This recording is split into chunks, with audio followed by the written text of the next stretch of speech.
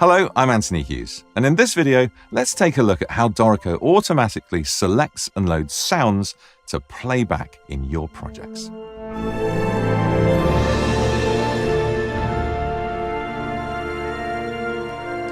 Dorico uses something called VST instruments to play back your music. VST stands for Virtual Studio Technology and was developed by Steinberg in the 1990s. Virtual instruments and effects are software versions of real, physical instruments and hardware effects units, such as solo violins or large brass sections, or they can be brand new sounds conjured by their creators. Virtual instruments might use recorded samples of actual performers, synthesized sounds, or a combination of both. These are then built into VST plugins, meaning they can operate inside of certain other softwares, including Dorico. A number of VST instrument libraries and effects are bundled with Dorico and installed alongside the main application. This is why it's important to install all components when using the Steinberg Download Assistant. ㆍHALion Sonic and Groove Agent SE are the VST instruments that ship with Dorico. And these other items, such as the Iconica Sketch Orchestral Library, ㆍHALion Symphonic Orchestra, and Olympus Choir Micro, are the sound libraries that are loaded by the players. Groove Agent SE is a dedicated drum player and uses the Groove Agent SE content and Jazz Essentials libraries to play back a range of acoustic and electronic kits. Several effects plugins are also installed by the application installer, offering things like reverb and compression effects that can be inserted into mixer channels.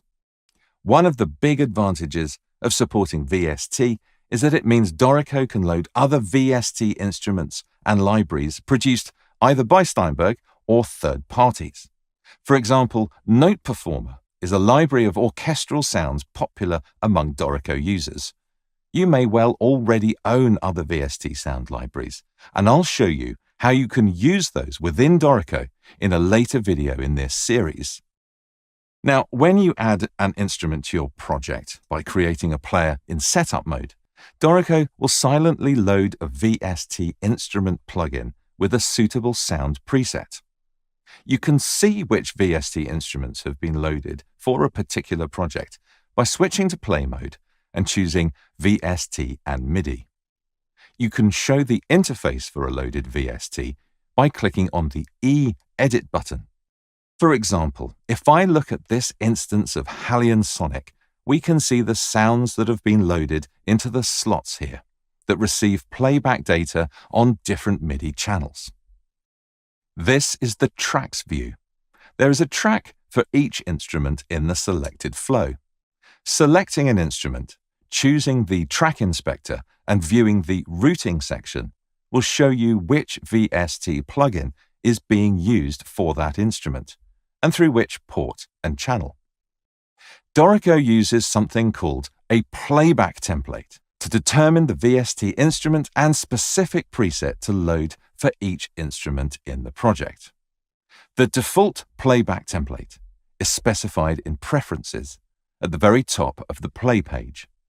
For many people, using Dorico's default Playback Template is perfectly sufficient for their needs.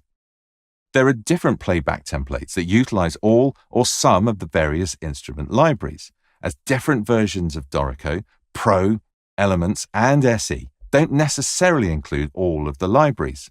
And we've made it so that Dorico will load a sound for any built-in instrument you may add to your project. Now we know that Dorico uses information in a playback template to choose VST plugins and sound presets to play back the music for various instruments in your projects. Continue watching to learn how to take control of that process in order to make use of other sound libraries. The next video will show you how to replace Dorico's default playback template with one that utilizes NotePerformer. I'm Anthony Hughes. Thanks for watching.